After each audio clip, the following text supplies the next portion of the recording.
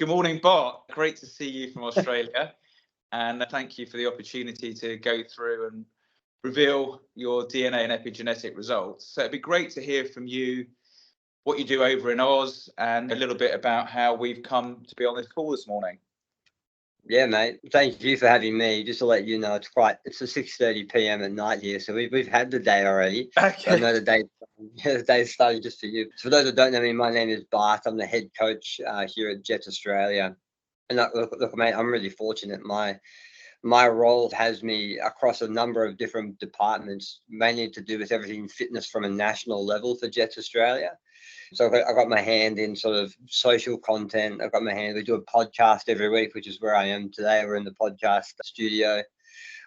I've got my hand in equipment and floor layouts. I help the marketing team here and there.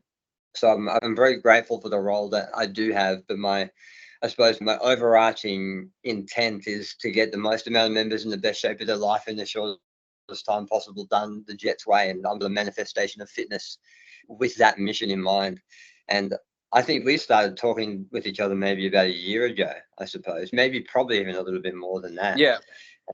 And we saw a very big aligning in values. And from my point of view, what Biosynergy does really well isn't just, top quality supplements and all sort of the media and content you have around that. But it is what we're talking about today, the DNA tests and the getting down to the nitty gritty on what your genes like, what they don't, and then having the power and being empowered to manipulate your life to work with your genes rather than not. And for our members, mate, that's huge, because there will be thousands, millions, maybe even billions of people around the world doing a form of exercise that might not be the best for them, or eating certain foods that might not be the best for them. And the only way they're going to know that is if you do a test like this. So, mate, I'm an open today. Expose me. Let's wave some red flags. Let's change some things. Let's get fitter. Thanks for that intro, Bart. So obviously the tag we're going with is you versus you. And I think that's really important, because a lot of people, not just in health and fitness, compare themselves to others. And in many cases, there's so much going on underneath the surface that we just don't know about. So having a direct comparison with somebody else is often, at best, misleading and potentially actually detrimental. So what we're trying to do is encourage people to be, as you've said, optimize their own health and being in a way that is designed for them. And as I said briefly beforehand, now we look at over 800,000 snips of DNA to generate just 300 reports. And bizarrely, all of us are less than 1% different. So it's incredible how such a small difference in percentage terms can have such a massive difference in terms of our performance. So what's interesting about you, obviously you're quite a decent athlete. So it'd be interesting to hear a bit more about your success as an athlete, and then see if we can unpick within your results something that might have revealed or given us a sign that you could have been what you achieved, or maybe that you've actually overcome a hurdle specifically in your genes and still attained greatness. So just tell us a bit more about your sporting and CrossFit success. Yeah, so I've look, in my past, you could probably name not necessarily a sport, but a training style, and I've done it. I started off lifting weights, wanting to be bigger, training like a bodybuilder very traditionally with your bro splits and all that sort of stuff. Sort of fell in love with the world of running, funnily enough, and I found out I was quite good at it in terms of the endurance stuff. And so for maybe 5 or 6 years of my training career, I did Spartan races, Tough Mudders, true grit races, obstacle races, here and around the world. And I learned a lot about what my body can do along a longer time domain and a sustained effort domain. And I found a relative success there for sure. And then I fell into the world of CrossFit. I was lucky enough to go to the CrossFit Games in 2022, which was awesome, in the adaptive division. And that's probably something to talk about as well, since we're talking genes. And now I've come full circle. So I'm doing a very traditional strength and conditioning program at the moment called Jets WOD, which is a program that we launched at the start of this year. I've been doing it for maybe about 8 months. I'm the programmer behind it. So I'm testing out a few things and I'm seeing some great success with it. But so I suppose if I was to say my strengths as an athlete, longer time domains, higher intensity, sustained efforts. I'm not fast. Speed and overall power isn't my thing. General strength, except maybe like strength endurance, or isometric strength or grinding strength, I might be okay, but I'm definitely not the strongest person in the room. I'm reasonable, but I'm all right.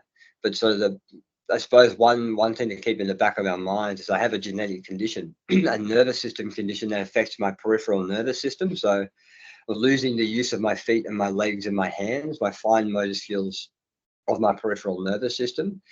And I know obviously the genetic test that we've done with you doesn't test for the gene that's affected for me, but it's good to understand if there's certain correlations to genes that we did test as a result of that. Yeah, mate. I suppose if you were to think about me as an athlete, I'm a higher intensity, longer time period, sustained sort of endurance sort of guy. That's where I'm at.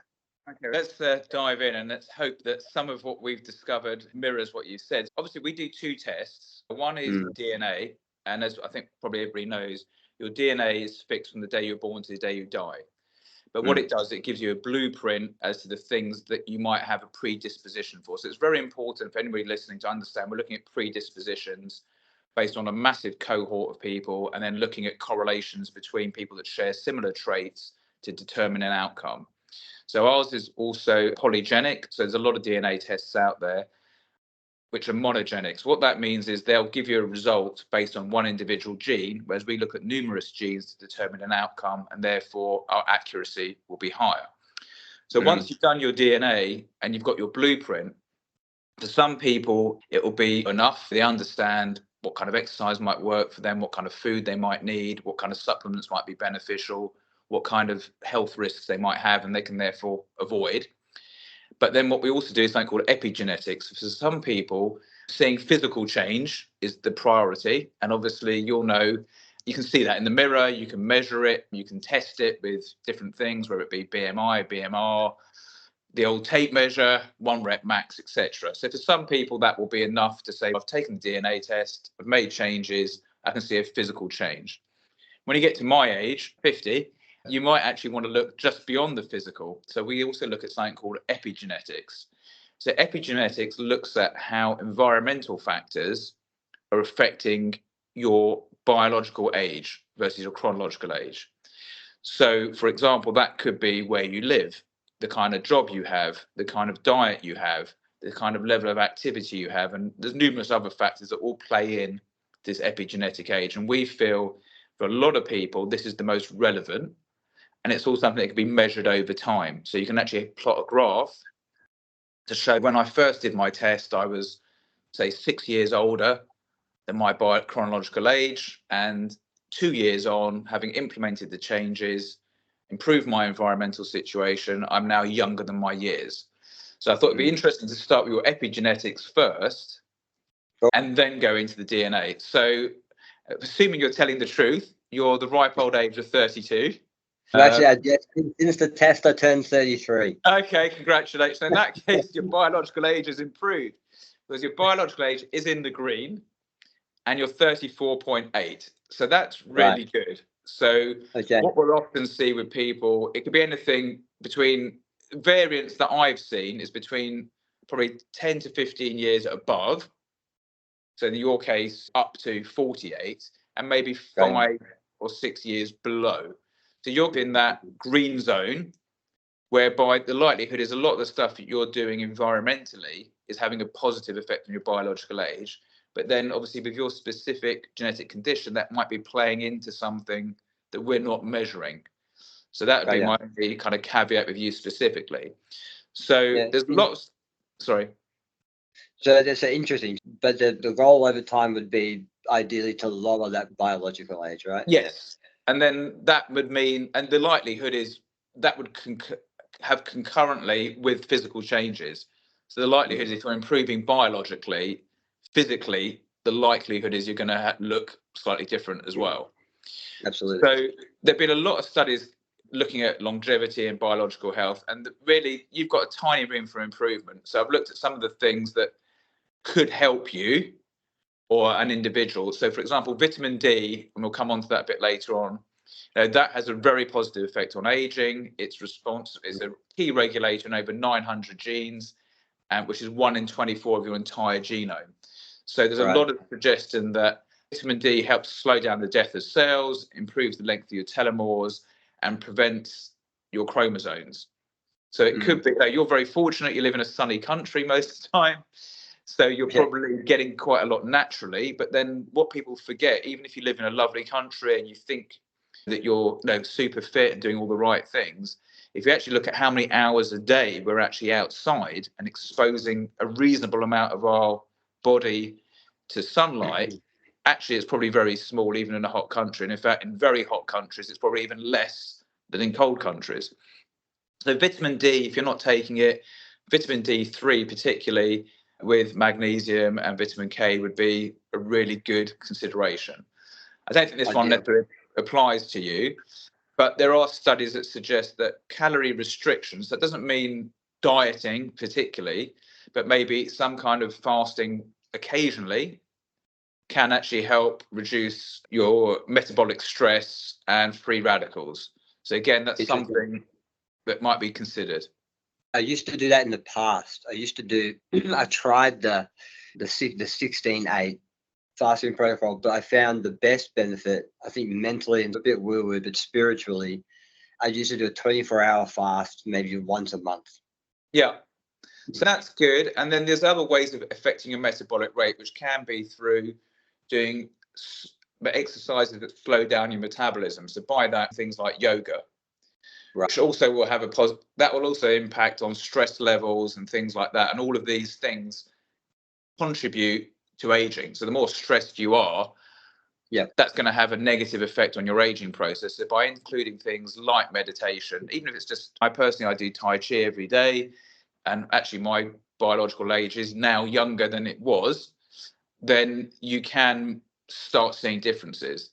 The other thing that can affect it is oxidative stress, which can lead to aging. So again, making sure you're getting enough antioxidants and obviously taking that into consideration, that will help with things like dementia, cancer, and so on.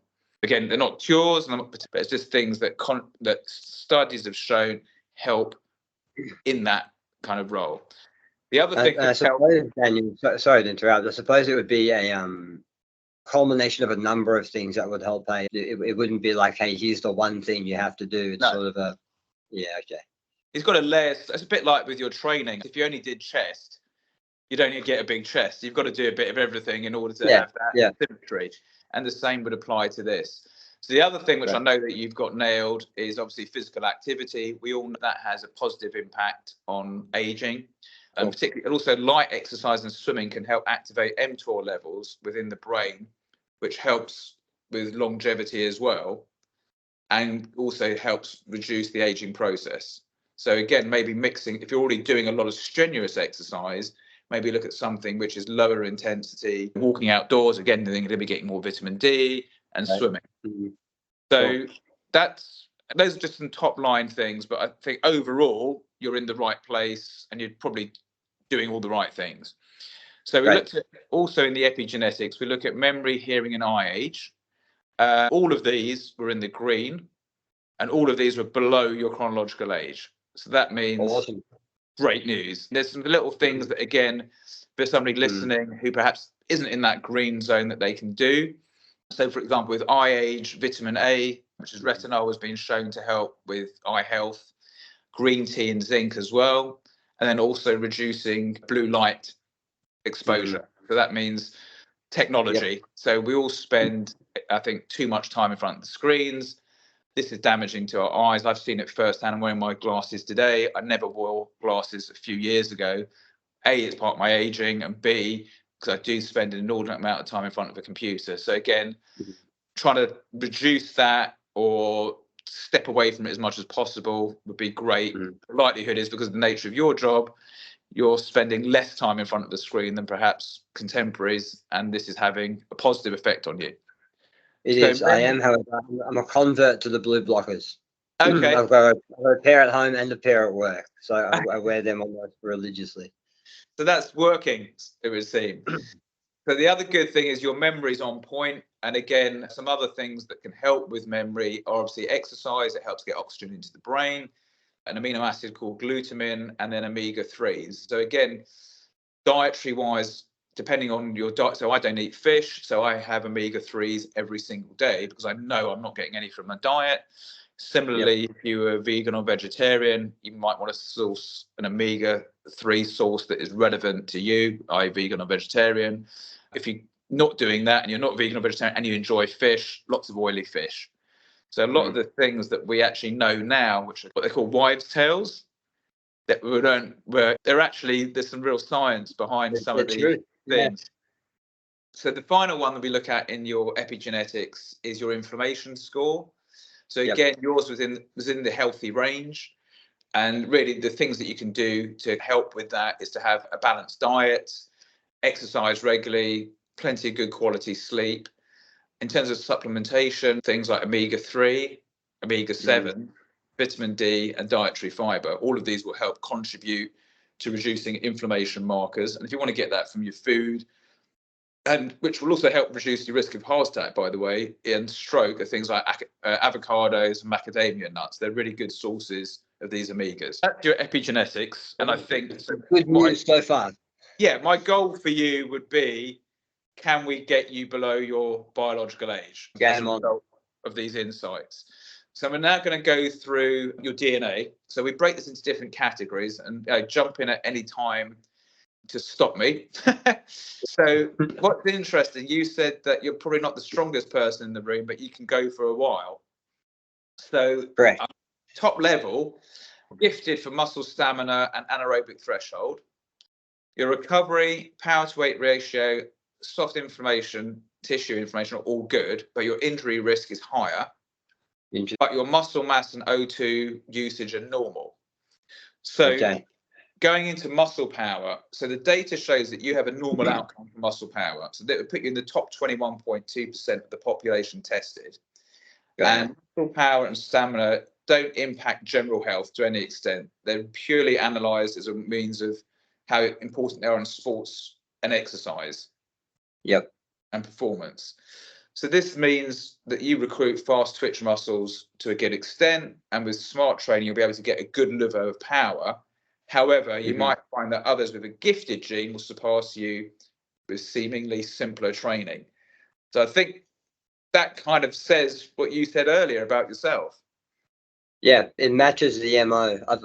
It's interesting. I've always found that when I was younger, I found it easier to add on muscle. I don't know whether it's because I was younger and I had less and I noticed it more or what have you. But I often found if I was doing a program with someone else relatively similar, that they would, and then maybe they did have gifted power genes or what have you. But I found that they were a bit faster than me. But as soon as the volume increased and performance became a metric, that's when I came into my own. So that also makes sense to me. So in terms of pure power sport, you may not be as good or find it as easy as other people, but in terms of mixed sports, which I guess what CrossFit is, you would actually be a bit better, but you'd need to focus a bit more on the power aspects, like clean and jerk and things like that. Yeah, that does make sense. It's the technical stuff is what I basically, because of my condition, that's what's challenged me as well. They say the stuff you tend to avoid is probably the stuff you should be doing more of. So that makes sense. Absolutely. Muscle stamina, here the data shows that you're gifted outcome for muscle stamina. So that's great. You've got a superpower, and you come in the top 15% of the tested population, which runs into a lot, millions. Muscle stamina and power genes, they tend to be utilized within good training protocols. And this will allow you to be good with things like time under tension and doing a variety of different exercise. It also means you're able to recruit a large amount of slow twitch fibers, and therefore, which would make you similar to somebody that would be an elite level ultra endurance athlete. And because of this, you should be able to train longer, and you should be able to gain a higher level of slow twitch muscles. And basically, it's considered, according to your genes, it's worth you considering prolonged submaximal exercise that lasts more than 60 minutes. So again, I think that kind of mirrors what you were saying about yourself. It is. And it's funny, I don't know whether it was because I'm good at it or just I was drawn to it, but I've done a lot of aerobic work before. So low intensity, low heart rate, maffetone-based running programs, which is all about the mitochondria, the mitochondrial density, oxygenation, that sort of stuff. Mate, it's all making sense so far. Good. So going on to anaerobic thresholds, we look at two several genes here, the PPAR, GC1A, and ACTN3. And you've actually got a higher anaerobic threshold compared to most people. So you're not gifted, but you're in the higher level. And this indicates that the kind of exercise that you should be doing be a higher intensity for a prolonged period, and that lactic acid buildup would be slightly slower. So this would be good, again, playing into the endurance activity and ultra endurance events. Yeah. So I have a question. Yeah. The test saying that I'm gifted in muscle stamina and I should have a higher lactate threshold than some. That mean I should be training those sorts of adaptations to get the best results, or should I not be? Because I'm already good at it. Should I do? It's a bit like my dad said, do you want to push on an open door, or do you want to kind of open a new door? So I think my general recommendation, it depends on what your goals are. Correct. Yeah. So if your goal is to do more of that type of activity and to compete in it, then clearly you've got a competitive advantage. So you might as well do more of the same. If, however, you're looking to transition into something where maybe you're not gifted, then what you can do is perhaps optimize your gift to make up the shortfall maybe that you have elsewhere, but also understand that you can beat your genes by putting in extra work. So it's a bit like you can be as gifted. I could be aerobically gifted more so than Mo Farah or, an elite ultra endurance runner. But if I've never run a marathon or trained like that, it's an irrelevance. He could be ungifted, and because he's dedicated to his work and his hard work and he's putting in every hour, his work capacity or his work ethic will trump my genes every day. So I think it's just about having a gift or not having a gift. It doesn't prevent you from being a world-class athlete. It just means you might find it slightly easier or more difficult than somebody else. That's all it. Gotcha. Yeah, cool.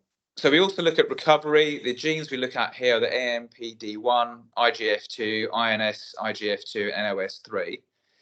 Here, you actually show a faster recovery rate. So I think this all kind of fits in with that endurance aspect, because obviously if you're doing an endurance event, you want to be able to recover quicker. Otherwise, you're not going to be able to compete. So again, I don't know if practically you found that to be the case. I think so. And I think you mentioned before, it depends what I'm doing. There are some workouts that they knock me around. And if I go over that red line threshold and I do that too often in 1 week, I'm busted. I'm game over. But generally, if I'm eating right, if I'm controlling my inflammation levels, if I'm sleeping well, then recovery is a cinch for me. I don't have any issues. Good. From that point of view, obviously, the only thing to take into account is overtraining. Yes. So because of your improved recovery rate, what we find with a lot of elite athletes is they don't give themselves enough rest. And that actually has this negative effect, because it's a bit like having maybe a car that can go 100 miles an hour. If you're always at 100 miles an hour, you're going to burn the petrol very quickly. Whereas if you just have a rest, I guess you're going to be able to go faster for longer. Thankfully, my little boy has forced me to slow down a little bit. So I'm having a few more rest days than I'd like. But to be honest, it's been good for me. It's been really good. Excellent. So injury, unfortunately, here you're higher risk. So the genes we look at here, the COL5A1, GDF5, CLL1A1. So what you can do here, though, is that there's certain things that you can do. So you're at a heightened risk from overuse problems occurring as well. So again, this rest thing that we're talking about is really important. So the key thing here is if you feel like you're going to come down, if you're feeling something like a twinge or whatever, probably it makes sense for you to just stop and maybe consider something else. There's also some supplementation that you can things like collagen, glutamine. And obviously, you will know overtraining is the number one reason why people get injured in sport. So you're at higher risk of this. So again, just being mindful of what your body's telling you and not ignoring the kind of the warning signs. So some things that you can do just to reduce that risk. Like I said, it's hydration's very important. Vitamin C, collagen, B vitamins, and copper supplementation will all help as also will trying to avoid inflammatory foods. So things that are high fat, things that are highly processed. Again, I don't think it's necessarily a problem for you specifically, but I just think it's worth mentioning for other people listening. Yeah, great. So we're now on to diet. So I'll just Excellent. go through again the very top level stuff. So fast metabolism, I think. But yeah, it's roaring. It has been since I've been 12. Avoid sugar, which is probably a general bit of advice for most people, but specifically for Mm. you, it's actually going to have a really negative impact. More protein in your diet. You've got good fat distribution, which I think we can see anyway, if you want to do a wiggle. Normal lactase persistence. So you're unlikely to have any issue with lactose, so milk, dairy, and so on. And you're not likely to have a sweet tooth or susceptible to snacking. I don't know if that makes sense, or are you a secret snacker? Do you raid the fridge at night? I'm not a snacker, but I have a horrible sweet tooth. Oh, really? I've reined it in over the years, but like you would find me in my younger years demolishing packets of lollies like it was nothing else. Oh, really? So, Okay. yeah, it's funny. That's really funny. Yeah. So protein, the genes we look at here are the FTO, the TFA-PTB. So your genetic profile is linked with a beneficial response to protein. Obviously, protein, particularly if you're exercising and if you're on a low protein, vegan or vegetarian diet, is even more important. This is going to have a really positive effect on weight management, muscle maintenance, muscle gain, and general health. And obviously, depending on the level of activity, you should moderate the amount of protein that you have. So I think the general rule of thumb, if you're active, is between 1.5 to 2 grams of protein per kilo of body weight. And actually, there's a lot of studies that say as you get older, you need to increase it as well. Yeah. So, right. Yeah, I think high protein diet is going to be, or even protein supplementation maybe a good idea for you. I don't know, again, what you do supplement-wise currently. Obviously, I guess you use Biosynergy. But I do. The strawberry whey is my go-to at the moment. But yeah, no, I noticed that a few years ago. I thought I was eating a high-protein diet, but I bumped it a little bit by adding in a shake or two, and I felt 10 times better. So I've identified that a very long time ago. And when I don't hit my targets, I know about it the next day. Like my brain just isn't in the right sort of fixture. That makes sense. It does. So metabolic rate, as I said, we look at the couple of genes here, IL-6 and UCP1. You have fast energy expenditure. So this is really important because that means good, because you're able to, if you want to drop weight or lose fat, you're going to be at an advantage to the majority of the population. So if anybody is benchmarking you, they probably shouldn't, because you're the worst person they want to be trying to copy. And this is why we talk about you versus you, rather than, in this case, you versus Bart. So the important thing here for you to consider is, if you are training more, is to make sure you're getting insufficient calories. Yeah. But then if you were trying to lose weight or lose body fat, it'd be easier for you, because of your faster BMR, to lose that fat. So again, it's just understanding where you are and understanding what your goal is. So for you, I guess it's more about putting on lean muscle. So you've got to actually try and be mindful of having enough calories.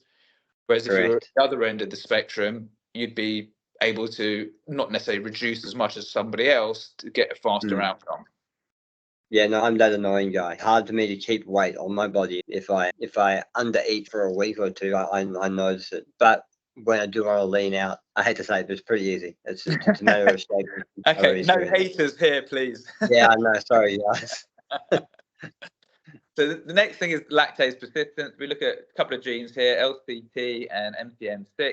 Again, as I said, genetically, you're not prone to having an issue with digesting lactose or having a lactose intolerance. It doesn't necessarily mean that you wouldn't be, because you can inherit congenital lactose intolerance that you would have from birth. You can get a dichotomy whereby you're genetically low risk, but you actually have something. So even if you are low risk or have no risk like you, it's worth, if you are finding that milk or dairy products are affecting you, to go and get a separate blood test just to confirm or deny that. Yeah, interesting. It does. I have a threshold. If I have too much, I know about it. Yeah. So sugar response, again, as I mentioned, we look at a few genes here, ADR, B2, PPA, that you've got a high level of fat gain from consuming too much sugar. So even though you've got this fast metabolism, sugar is your kind of kryptonite. So even if you were fasting and your BMR was kicking in, if you were taking in a lot of sugar as a result of that, it would actually swing you the other way. If you were considered worried about diabetes or body fat or so on, then sugar should definitely, certainly added sugar, should be avoided at all costs. Obviously, natural, and even the other thing that people forget is fruits, particularly fruit juice, if it's natural, is very high in sugar. So don't be tricked into thinking it's natural, therefore it's not having an effect. Sugar is sugar, kind of thing. Obviously, refined sugar is worse, but natural sugars will have the same impact on you, spiking your blood sugar level and causing you to put on weight. Yeah, interesting. So we're now on to vitamins and minerals. So again, what's interesting here, some vitamins are required and minerals and other supplements are required for health. And some aren't in your case. However, you've also got context. So, for example, we'll get onto it. I think from memory, creatine was of no or little benefit to you from a health point of view. So that means you've got naturally enough in your body. So typically you could have between 80 and 120 grams in your muscles naturally. So the likelihood is, based on this, if I remember correctly, you're at that higher level naturally. Therefore, supplementation for health would not be particularly beneficial. However, we now know through talking that you do a lot of strength training, and therefore contextually, creatine could become beneficial. So it's understand. So when you're reading these results, whether it's as an individual or a personal trainer talking through them, think about what the individual is doing and what their diet is, making recommendations. So having said that, so the genes that we look at different genes for different things. So, for example, vitamin D, we look at CYPR2R1, NDASN1, and GC. You show a slightly higher risk of vitamin D deficiency. So the recommendation here, obviously, is eat more food with vitamin D in, which is hard because you'd have to eat a lot of it. And also avoid low-fat diets because it's going to have a negative effect because you're going to take out the fats in there, help with vitamin D absorption. And also so the best thing that you can do is actually buy a high quality vitamin D supplement, because low levels of vitamin D, as you probably know, increase vulnerability to infections, depression, fatigue, weakness, insomnia, and even infertility. So it's like really, and that's just to name a few. There's a lot of other things vitamin D is involved in, as we said earlier. So it's really important that you try and get that up. So if you're going to buy something and invest in something every day, a vitamin D is a definite go-to for you. The next one we look at vitamin B12. We look at the MTHFR or motherfucker gene in this case. And again, you're showing an increased risk of B12 deficiency. So this means that you need to pay attention to what you're consuming. You want to take in foods which have B12, and you want to try and get between 2 to 4 micrograms per day. So some of the best foods for B12 specifically are like sardines, salmon, cod, and scallops. And again, for me, I don't eat any of those. I'm a non-fish eater. So again, dietary wise, if you fall into that criteria whereby you're not going to get it from your food, this is why we call supplements, not miracle pills. They're a supplement to your diet, and they offer a convenient and sometimes efficacious way of getting those things into your diet. So that's great. Fish. I need to eat more fish. Or take B12 or a combination. I wonder if my nervous system condition has a lot. So I haven't taken it for a little while, but I have found benefit from taking a B12. And I wonder if it's my nervous system condition that depletes those B12 levels a little bit more too. So I wonder if there's a correlation there. Yes. If you're not taking it now and you found it slightly beneficial, there was a good reason for that, I'm guessing, and probably to get back on that. The next one we look at is selenium. And generally, I'd say of all the people's results that I've been privy to, which is not a huge amount, but pretty much everybody has this selenium deficiency. Okay, interesting. And I don't know whether or not that is just a genetic trait across people generally or not. It's something we're actually doing a lot of research at the moment. We'll probably have to throw a bit more light on this as things continue. But this obviously means you need a bit more in your diet to avoid deficiency. So, for example, foods that contain selenium are things like Brazil nuts, tuna, shrimp, sardines, salmon, cod. If you're vegetarian, things like Brazil nuts, tofu, brown rice, sunflower seeds, and mushrooms. So you've got some sources, both plant and animal based. And again, obviously, as a backup, there's always that option to take a supplement. Yeah. So I haven't actually pulled out. So going on to health now. So again, we look at different things here. So caffeine sensitivity is slight. Type 2 diabetes, you've got an increased risk, and so have I. So this is interesting. So you'd think because of your fast metabolism that you might be a lower risk of that. But then if you think about the fact that you've got a bad sugar. Yeah. So this is really important. So again, not something to be worried about, but just be something to be mindful of. And that's the other thing. We don't look at anything here that through diet and exercise and potentially supplementation you can't remedy. So there's no kind of fear factor here. You're not going to find out anything that is insurmountable. No. So the other thing is you're a higher risk of infection.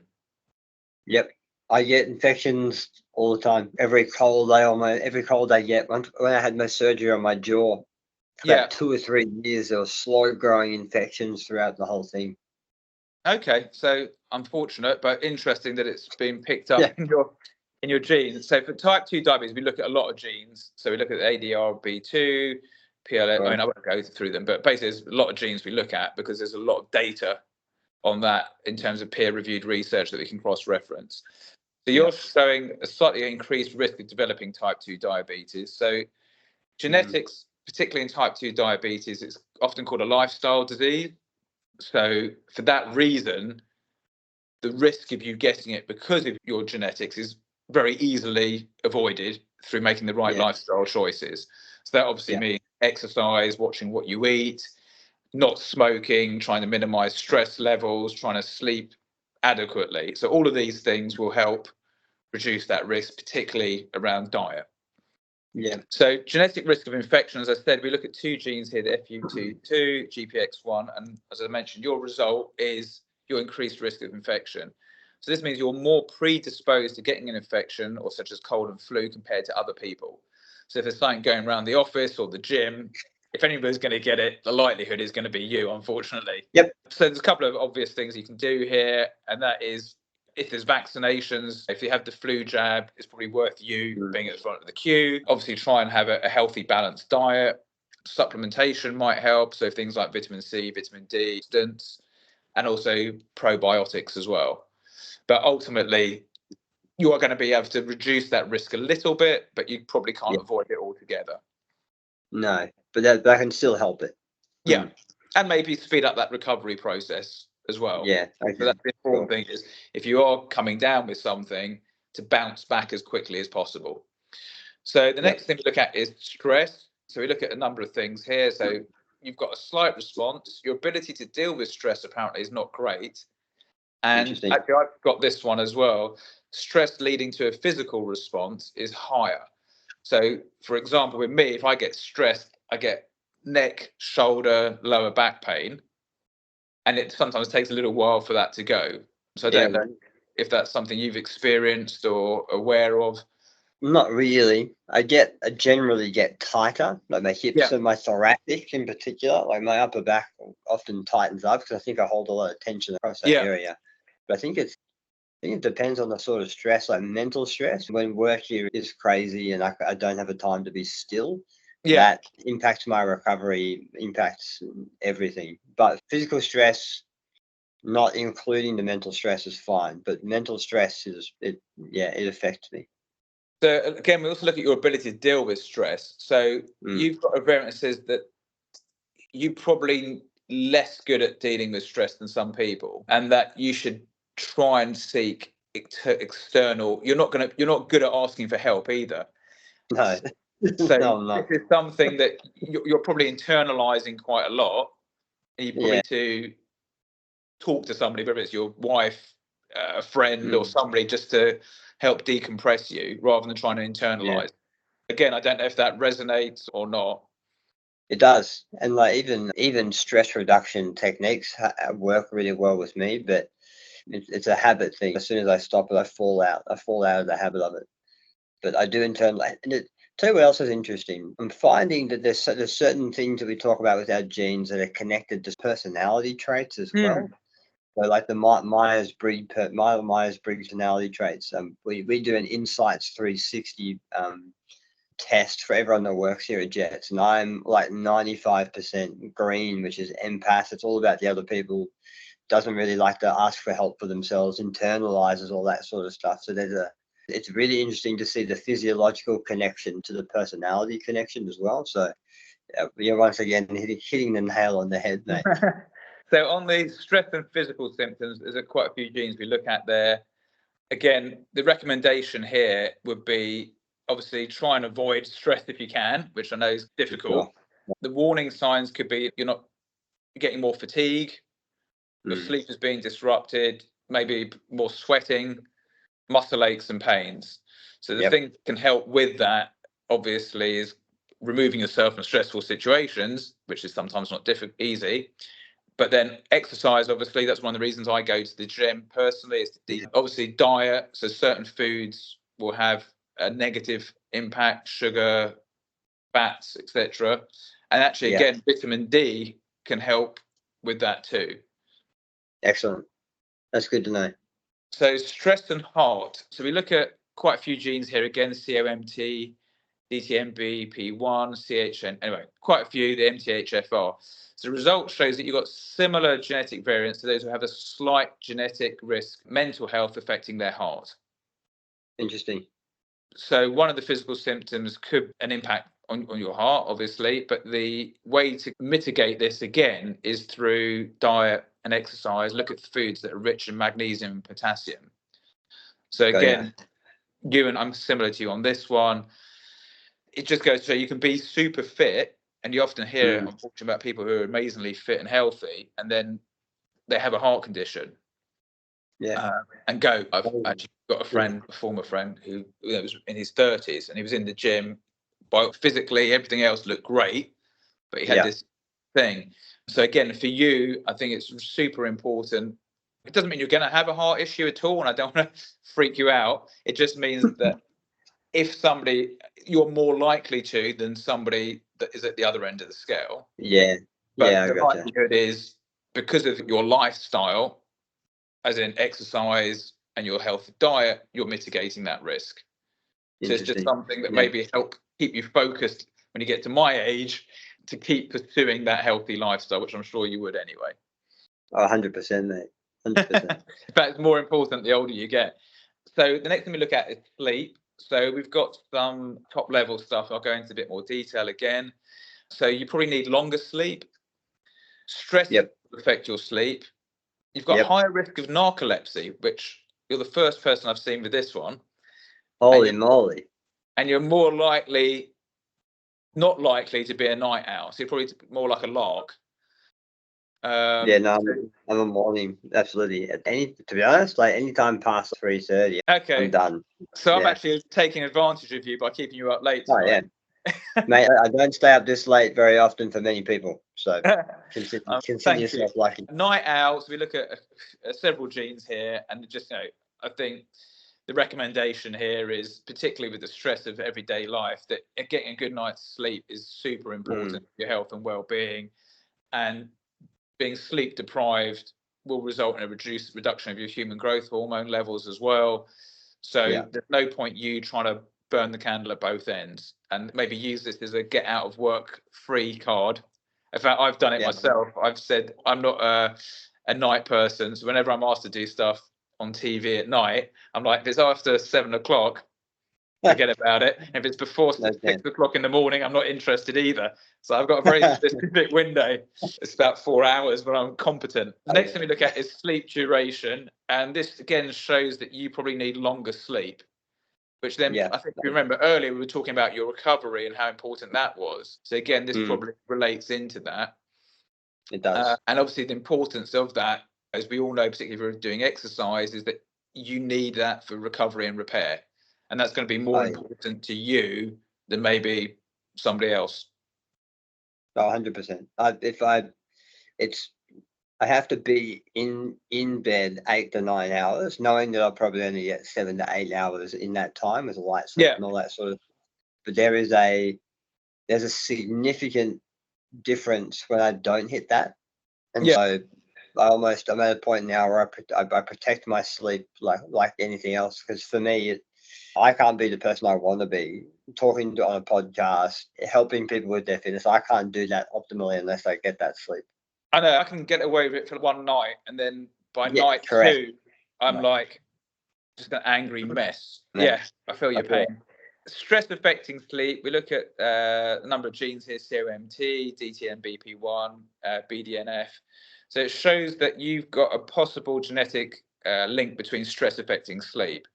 So again, I don't know if that resonates at all. It does. It's the turning over of the thoughts, processing of the day, particularly if it was really stressful, mate. And you try your best to try and quieten it down, but it always peeps back up when you try and So again, I think giving yourself enough time to go to bed is really important, and obviously doing that kind of digital tech detox a good few hours before going to bed is really important for everybody as well. So next thing we look at is anti-aging. So again, as you can hopefully see, or people listening can hear, we look at a lot of different things here. So you can prioritize, like we wouldn't expect anybody to make all these changes overnight. So again, if you're a personal trainer or a coach, or you're just looking at this as an individual, is to focus in on the things that are really important to you now, start making those changes, and then prioritize what the next thing is for you to look at. But then other things are interconnected. So if you start having more sleep, that's going to have a positive impact on other aspects in terms of stress, recovery, and so on. The anti-aging, you've got a slightly faster decline. So what's really interesting, going back to the epigenetics, despite this slight predisposition, you're actually in an awfully good place. So you're in that green, you're within a really small tolerance of your actual age. So that just shows you that you're beating your gene here. So despite having this predisposition to being slightly faster decline, through your diet and lifestyle, you've been able to more than offset that. That's interesting. The recommendations here, and again, it's probably no shock, a lot of studies have shown how exercise can reduce aging. Ideally, you want to do about 120 minutes per week, and that over a 24-week period, people have actually seen a lengthening of the telomeres. So that's actually a physical change as a result of exercise having a positive impact on your aging process. Exercise also obviously activates your mTOR levels within the brain and muscles. And again, this also has a positive impact on longevity, a detrimental effect on the aging process. So exercise, everybody, is key to a long and healthy life. It is. I know that Peter Attia echoes that. If you're going to do one thing for your longevity, the secret is in the exercise. A diverse range of exercise too, if possible, strength, capacity, and aerobic work too. So the next thing we look at, again, it's probably more relevant for kind of men of my age and also women who are pre or post-menopausal, is testosterone and aging. So the genes we look at here, FAM9B, PDE7B, SHBG, and HSD1B3, which I'm sure everybody knows about intimately. So you've got a slightly increased reduction in your natural testosterone level, which again is very common. Obviously, you need testosterone levels to help. It helps with aging. It can also, if you've got lower levels, it can also hamper some of the other genetic gifts. And it could also result in lack of sleep and poor nutrition and overtraining can all have a negative impact on that. So what you want to try and do, and again, you're doing these, good quality sleep, possible supplementation, Yep. Try and get your diet as on point as possible, and exercise, but don't overtrain. Yeah. It's hard to do. That's a few things there. The next one we look at is bone strength. You're actually in the good category here, so a decreased risk of bone density with aging. So again, obviously we know that strength training, weight bearing training has a positive impact on bone density. So had you been at high risk here, obviously vitamin D supplementation, calcium supplementation, and strength training would be a recommendation. We'd always recommend those probably anyway, but for you, it's less of a concern because you're actually not at risk of this genetically. The next thing we look at is stress and aging. So you've actually got a slight risk here, which again goes back to all these other factors that we were talking about earlier, that stress will age you. And I think that for anybody is going to have that impact, but obviously you're slightly more sensitive to that. So again, trying to mitigate stress in your life, trying to have things in place, whether it's meditation, yoga, hot milk before bed, all these kind of things are going to help. Maybe a day off on every Friday. Perhaps I'll talk to the Jets team about giving you an extra long weekend. Yeah, mate. If you never chat to Elaine, that'd just be great. Again, nothing to be concerned about there, but just something to be mindful of. Yeah. Interesting, the next one as we look at is Achilles tendinopathy, and you've actually got a slightly higher risk of this. I don't know if you've experienced anything like repetitive strain or things like that as from your experience. No, but and this is very morbid, but I can't really feel below my knees. There could be more things happening that I don't know about. But when I was younger, I had a bit of plantar fasciitis, which I think can be correlated. But my ankles are so fused now, just because of the degradation of the condition, the Achilles, that really doesn't do much. So imagine if my legs were healthier, I'd definitely know about it. Yeah. So for other people who might have the same issue, and it's actually quite common. So there's an Olympic athlete we deal with who just actually is in the Masters now. He just got a 6.4 second 60 meters. So I think he's currently got a world record. But when he was competing at the Olympic level at 100 meters, he got sub 10, but he couldn't get below that. And what happened was he kept having these Achilles issues, which ruined his training. So just as he was getting into his peak condition and flow, this would affect him and it would set him back. So he was always 2 steps forward, 1 step back. And he's actually changed his training and his recovery. And I'm not saying it's just because of us and his doing the DNA test, but he's now been able to get this world record in the 60 meters. Definitely trained his thing. So the things that you can do if you are high risk of this is obviously doing more flexibility training. You can look at your cadence, your posture, your leg motion. You can look at things nutritionally, such as collagen supplementation. So again, the fact that you can't identify if you've got this doesn't mean that there'd be any harm in you looking at these things anyway.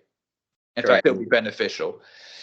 So this is quite interesting, particularly what you just said. Knee injury, it would seem to suggest that you're at slight genetic risk of knee injury and that you've got increased risk of knee damage due to your genetics.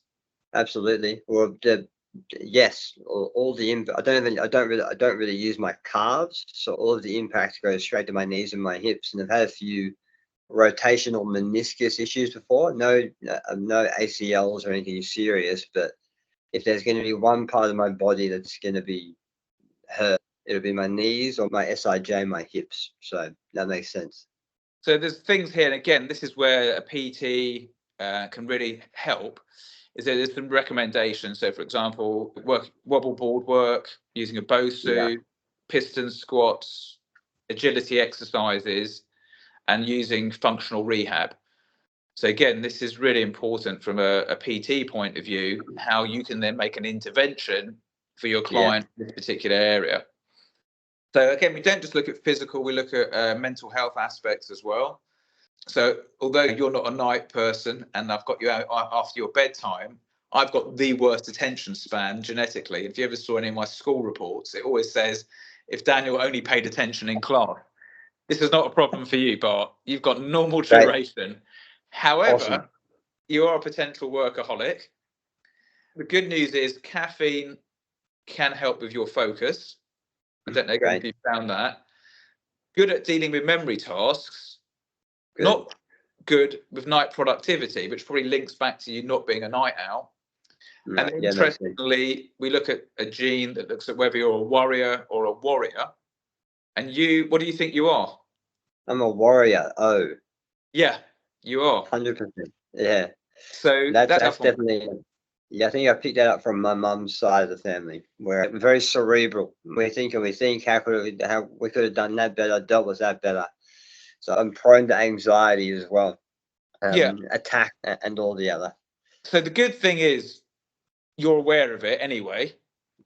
And actually it can be a positive, and I'll come on to that in a minute. And it's a bit like everything, and there's always a flip side. So in terms of can I tell you a story before you go further? Yeah. So one day, everything makes sense. So I'm prone to anxiety, and one day I went to the cinema, and I bought a tub of lollies, and the sugar-covered lollies, so the really sugary ones. And I ate them so fast that I had a panic attack in the cinema. Yeah. So there's got to be a correlation between how the sugar affected the blood sugar and the inclination of the warrior gene that's manifesting in that situation. Mate, the dots are connecting. Yeah. And that's the thing. Yeah. So in terms of dealing with memory tasks, you're good. We look at a number of genes here. The recommendation is you're actually in a rare thing here. So maybe you should start going to casinos and doing card counting potentially, and building up that trait that you've got, and seeing how you can maybe monetize that for the future. So maybe if you decide to get out of fitness, you want to go to Las Vegas and hit the casinos. No. So that's just good. That's a really helpful gene to have, I think, being able to deal with memory tasks, particularly in what you're doing, where you're doing lots of different things. Being able to maintain that kind of focus and not forget things is going to be important. So maybe even an astronaut might be a good option for you. In terms of the warrior, the gene we look at is COM2, and that links you to being a warrior. So this basically is increased risk of cortisol and lessening your ability with stressors, and you're also potentially affecting your pain threshold as well. Yeah. The way that you can overcome this or deal with it, the other thing is, interestingly, it's linked to having a slightly higher IQ. So I don't know if you've had any independent IQ tests or how you did at school or university, if you did well or badly. Maybe you don't want to share that.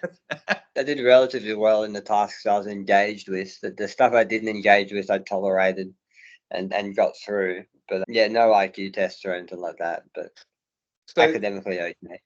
So the things that we would recommend is just to help with this anxiety or the warrior aspect would be to focus on anything before you start any major tasks. So don't try and jump into it, which would be my approach, but to actually plan how you're going to break that task down, so you're de-stressing yourself from the beginning. To use your abilities for the positive, to understand that you might be a bit smarter and you can become negative and don't become derailed by your negativity. So like go into it knowing, and again, some people might know you've identified that you have this and you've seen it in reality. Some people might not even be affecting them in a way that they realize. So there's nuance to it. But the fact that you've identified it is basically planning and putting yourself in a positive mindset about not letting yourself worry about something is the key. And the other thing, going back to what we were saying earlier about the stress, is you're probably more inclined to keep things to yourself, leading to further frustration. So it's about being open with people and maybe seeking this outside ability to decompress, whether it's like I said, talking to a professional or talking to a loved one or a friend or colleague. So that way, straight away, you're removing some of that stress and anxiety that would play on you and keep you up at night, in fact. So night productivity, I think this links back to the fact you need more sleep and you're not a night owl, is basically go to bed early and don't work when it's dark. Okay. So that is everything I've gone through. There's other things that we haven't gone through all 300 reports because I am conscious of your time and the time difference. But hopefully what it's done is shown how individual we are and how it is you versus you, and how all these things can impact an individual's goals, and how as personal trainers and fitness professionals we can use this information to help guide people and help them get the most out of life. So it'd be good just to get your kind of closing thoughts, as it were, on the subject. Yeah, I think so. I think this has been good for me to get your objective sort of look at the reports, because when I first looked at it, I went, oh yeah, that all makes sense. Yep, that's about it. But from this conversation, there's definitely going to be some actions I'll take away. And I can totally understand if you interpret the test of someone who's maybe not as in touch with their body, how transformational this information can be. And really, if we're thinking about, if we want to be the best version of ourselves, understanding how our body works and understanding how our body ticks needs to be a priority, because it's always going to be I love how the human body adapts and the beautiful adaptive nature of our human body. And it can change how it adapts from second to second. But if you know about the sugar, if you know about your training styles and you're prone to overtraining, and you know you need this much sleep, all of a sudden there's more impetus to do it. And so I'm keen to try this out on some clients, and I'm keen for our trainers to really sink our teeth into the world of DNA, just so we can help people better, if that makes sense. Thank you for the interpretation. Thank you for going through it. I know you can't go through all of the Jets members' results, mate, but I know our trainers can go a long way. So this has been a really good exercise for me.